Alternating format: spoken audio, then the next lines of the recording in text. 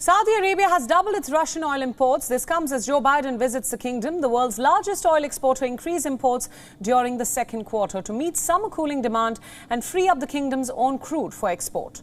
This counters essentially the US's bid to isolate Russia with financial sanctions after its Ukrainian invasion. Moscow has been selling fuel at discounted prices due to international sanctions to a few Asian and African nations, while most of these countries have discouraged purchases from Russia. Saudi Arabia's increased imports are used in power generation. Data shows that Saudi Arabia imported 647,000 tons of fuel oil from Russia through Russian and Estonian ports in April to June this year, almost double from 320,000 tons of oil that was imported in the same period last year.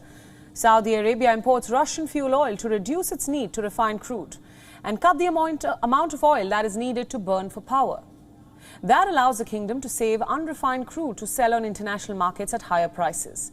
The kingdom turns to oil to meet its power needs that typically peaks during summer months, as the demand for cooling rises with soaring temperatures. Saudi Arabia has increased its imports from Russia at a time when the US President Biden is in Jeddah. He is expected to seek an increase in oil supply to global markets from the kingdom, and that could lower the oil prices that have aggravated inflation globally.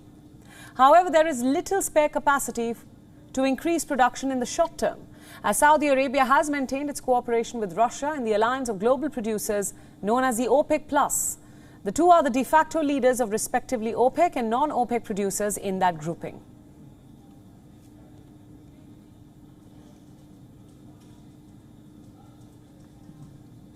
WION World is now available in your country. Download the app now and get all the news updates on the move.